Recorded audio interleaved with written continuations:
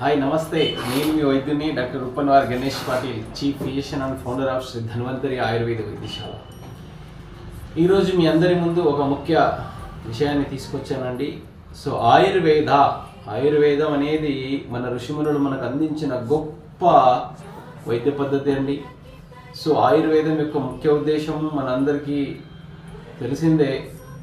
ఎలాంటి side effect లేకుండా మన ఆరోగ్యాన్ని రక్షించుకుంటూ ధర్మ అర్థ కామ మోక్ష పురుషార్థ చతుష్టయాల్ని సంపూర్ణంగా ఒక అద్భుతంగా పూర్ణం చేసుకోవటమే ఆయుర్వేదం యొక్క ముఖ్య ఉద్దేశం అండి. సో ఇలాంటి ఆయుర్వేద వైద్య పద్ధతి ఇప్పుడు అందరికీ అందుబాటులో ఉన్నా కూడా జనాలలో దీని పట్ల అవగాహన సరిగా లేదు ఇంకా కూడా.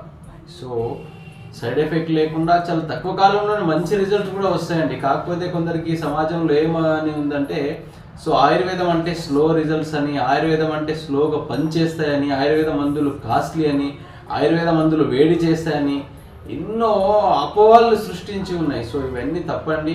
వాళ్ళ యొక్క ప్రకృతి అనుసారంగా మందులు ఇవ్వడం జరుగుతుంది, నాడీ పరీక్ష అనేది చేయడం జరుగుతుంది. అన్నీ కూడా చాలా సైంటిఫిక్ వేలో చికిత్సా పద్ధతులు ఉంటాయి.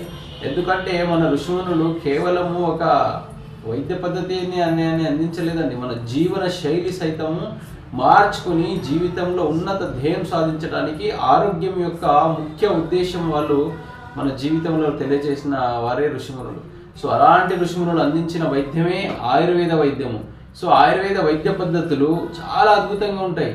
ఒక మందు మనం దీనికని మేము ఈ రోగానికి ఇస్తే దాంతోపాటు 10 వేరే రోగాలకు కూడా ఉపయోగపడే విధంగా ఉంటాయండి ఆయుర్వేదిక్ మందులు. సో వీటి ద్వారా side effect first of all ఉండదు, పాజిటివ్గా మనం ఆలోచించాల్సిన అవసరం.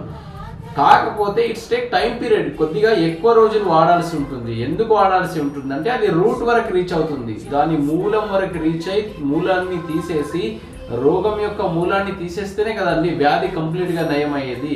ఇది కంప్రెసివ్ సిస్టమ్ కాదు, పర్మనెంట్లీ క్యూర్ చేసే సిస్టమ్. సో అలాంటి వైద్యమే ఆయుర్వేదం వైద్యం.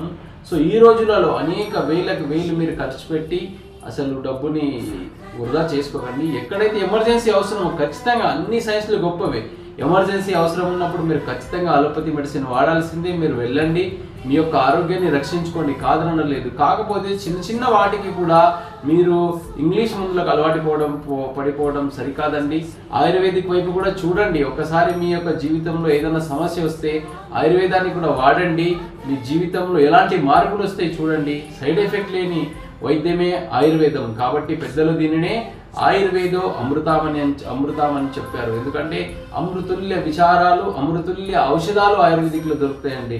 కేవలం ఒక వైద్యాన్నే మనకి ఇవ్వలేదు, మనం ఎలా మెలగాలి, ఎలా ఉండాలి, వాటన్నిటి గురించి కూడా చాలా క్లుప్తంగా వివరించిన శాస్త్రమే ఆయుర్వేద వైద్య శాస్త్రం అండి. ఇప్పుడు దినచర్య, ఋతుచర్య, సంధ్యాచర్య, రాత్రిచర్య, భోజనచర్య, ఇలా అనేక పరిచర్యలను వివరిస్తూ మన యొక్క జీవితాన్ని ఆరోగ్యవంతంగా తీర్చిదిద్దగలిగిన శాస్త్రం, ఏకైక శాస్త్రమే ఆయుర్వేద వైద్య శాస్త్రం అండి. కాబట్టి మీరందరూ కూడా మీ నిజ జీవితంలో వచ్చి చిన్న పెద్ద కష్టాలను భయపడకుండా ఒకసారి మీ యొక్క జీవన శైలిని ఆయుర్వేదిక్ వైపు మరల్చి యోగము, ధ్యానము, ఆయుర్వేదిక్ ఔషధాల ద్వారా మీ యొక్క ఆహార పద్ధతులను మార్చుకొని ఒక చక్కటి ఆయుర్వేద పద్ధతిని మీ జీవితంలో తీసుకొని రావాలని, మీ అందరికీ కూడా శ్రీ ధన్వంతరి మహాస్వామి మంచి ఆరోగ్య ఐశ్వర్యాలను కలిగి ఇవ్వాలని కోరుతూ, ఈ నూతన సంవత్సరం మీ అందరికీ కూడా ఒక మంచి మార్పుని తీసుకొస్తుందని కోరుతూ, మీ వైద్యుడు డాక్టర్ ఉప్పన్వార్ గణేష్ పాటిల్.